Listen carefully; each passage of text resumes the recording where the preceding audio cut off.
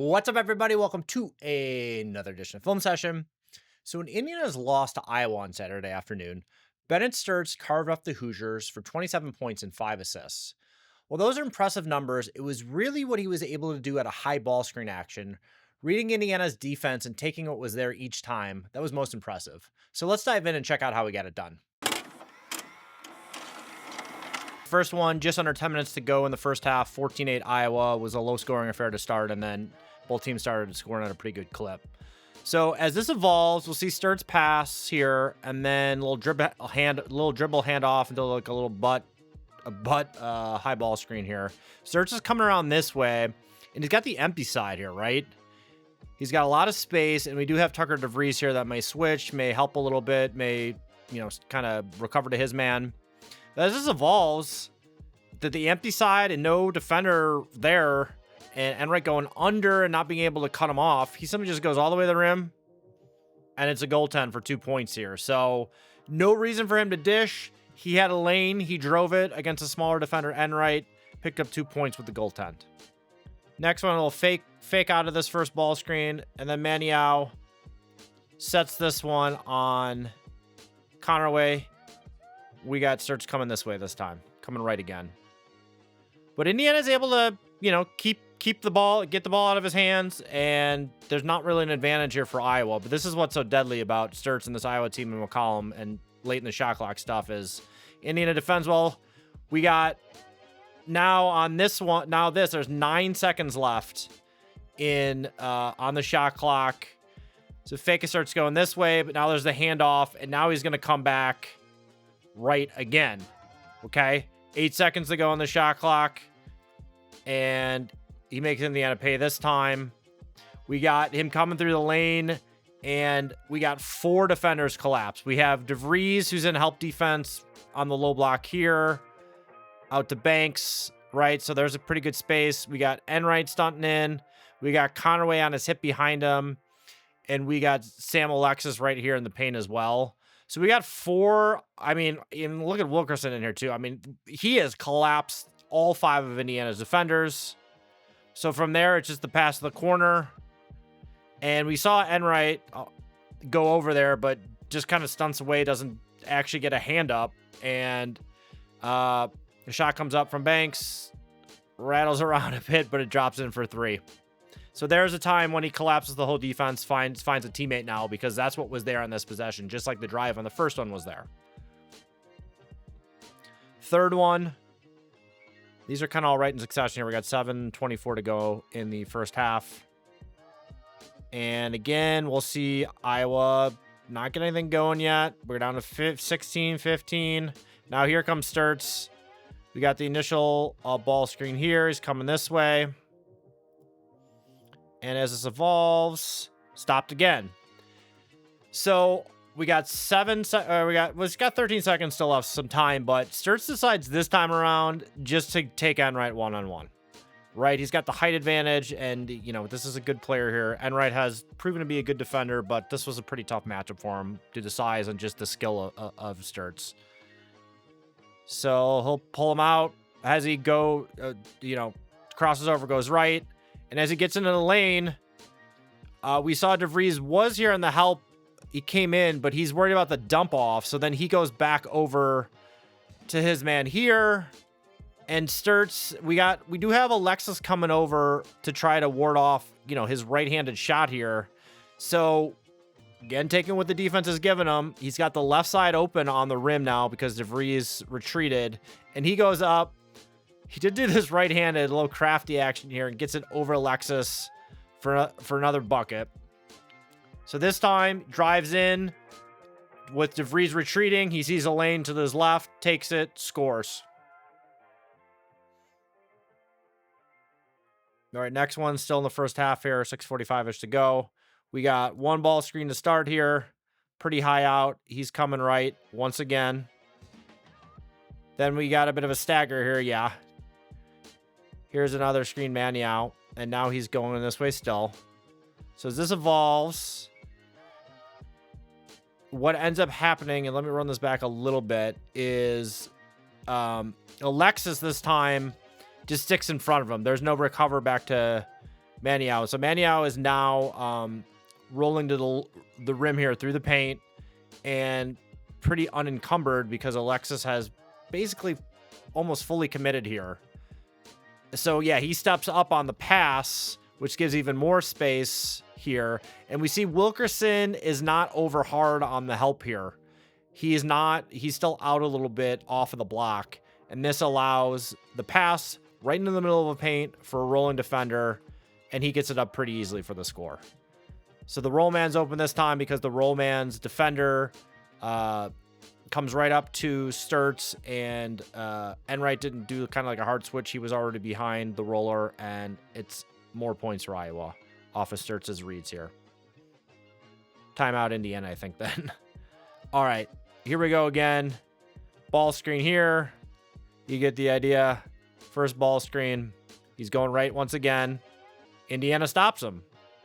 Or so we think, right? What ends up happening here is DeVries tries to go in for the steal. And so as that happens, he's able to corral it and keep it. And all of a sudden, when he turns, he knows he's got nobody in front of him. Because DeVries, who switched, went for the steal, didn't get it. So he's just got a kind of little one-handed runner here. Money. Another bucket. Took what was there, had an open shot. Made it. Next one, 3:44 to go in the half. This time it's a triple ball screen. We got 1, we got 2, we got 3, and we got Stirtz coming left this time. But we are able to see Enright get over all 3 of them. Stop them, right? Working around. And eventually Stirtz gets it back, and we got 15 seconds-ish left. Gets another ball screen here, and he's coming downhill to the paint. And we got Tucker DeVries in help position right at the nail. Mike Woodson nail slot rim flashbacks here. Obviously, Indiana's not running that same defense, but we'll see how it have a similar effect here because the help is one pass away now, which means there's an open Hawkeye right here for the 3. DeVries is coming out, and it looks like he's stopped him, but he decided to just kind of pump fake here. And he's still got a little sliver of space. I mean, DeVries is there, but he just decides to shoot it. Good contest, but it goes in. So this is a bit of a weird one. I think if he had shot right away, this would have been a little bit more in rhythm and would have seen Indiana's defense scrambling. But he just kind of hesitated and still made it. And again, that was all keyed off of Stirtz seeing that there's help with the nail. I got a teammate one pass away on the wing for the 3, and he nailed it. Okay, still in the first half here. And Stirtz gets off the ball to start. And Iowa keeps working it. Now he's going to set this screen here right at the elbow. As we can see. And then he's going to pop out of this. Get the ball. Quick ball screen there. They flip it around, which they did a lot in this game. Flip it around. And now Enright gets hit on this. And we got a head of steam coming downhill, going right once again. This time around, we got Bailey in between enough, right? There's not really room for the roll. We got DeVries hugged up here too. And we got Bailey kind of playing this in between. So he doesn't have the greatest path here. And on the roll, there's not a ton of room like we've seen in some of these other possessions where there's room for each. But he's got Enright on his back hip, right? He's got his defender on his back hip. So he keeps working this here and just kind of works him, goes up, draws the foul.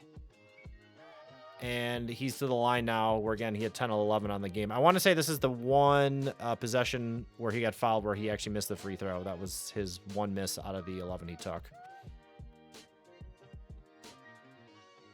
All right, still in the first half here. Here comes Stirtz with 20 seconds on the shot clock. Enright's about to get hit with the screen right here. High ball screen once again. They flip it around. And as he got kind of around, so we're going to head back left now. Do that. So here comes Stirtz working it in. And nothing. Okay. So they stop him this first time. But let's just reset it. And that's what they do. So you can see that he was going for this flip again, but instead, you know, it started here, then he flipped to the other side. But because Enright's kind of anticipating, trying to move around this stuff, he knows he's got room right now. So he takes it, and we got DeVries. What's DeVries going to do? Is he going to switch? Is he going to get back to his man? Is he going to help a bit and recover to his man? As this runs, he backs off. And we got Enright with Stirtz once again.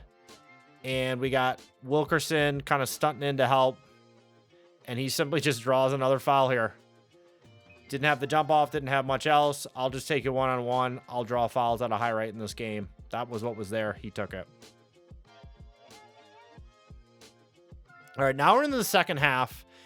Stirtz didn't do as much damage in the second half. Scoring wise as much, but we're going to look at the 2 threes he hit in this half, which I think were just some really nice stuff from him. So run this. It's, about 11:05 to go. Indiana, this is when Indiana was within 4. Closest they got all second half. Here is the ball screen. It's way out high here. He's coming around right. He takes it. And Conaway sticks with decent, is able to head him off. So he comes here. And then as this evolves, another ball screen here. He's coming back left now. So here he comes this way now. And makes the pass. And he's going to get this right back now and get screened. And Conaway looks like he's coming under. And we got DeVries hanging back. And he's stepping right into an open shot here with how Indiana is configured here. Gets it up. I mean, there's nobody here with a hand in his face. And he drains this. Now here's one with a higher degree of difficulty this time around. We got Wilkerson guarding him this time. Here comes that high ball screen in the same exact position that we saw in the last play. Way out near half court. So here is the ball screen. He's heading right this time. Now what happens is right here, another ball screen. Now he's going to head back the other way, right? This time, though, we're going to see Bailey switch. Bailey and Enright switch this. So now we got Bailey on him. Oh, whoops. You know what? This didn't quite happen yet. It's going to come, though. So here, Wilkerson stops him at the nail. Pass out. So here we go again with Indiana stopping the first couple ball screens, but they're just going to keep working this. 15 seconds to go on the shot clock. And here's the switch. Where did I miss this switch here? I missed it on... No, I did switch him here. Eventually. Hold on. Here we go. So now he's switched on to him. Right? We got Enright out here and him out here. My bad. Here it goes. Stop him here. Right? So now Bailey's on him. And he's out here. We got 12 seconds. And the whole bench, everyone's like, back off and let him cook because he's got Bailey on him.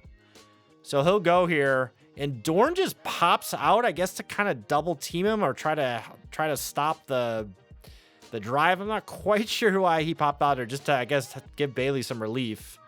And so Stirtz goes the other way, off of that, drives left, and then does the step back, gets us up. I mean, Bailey contested as well, but boom.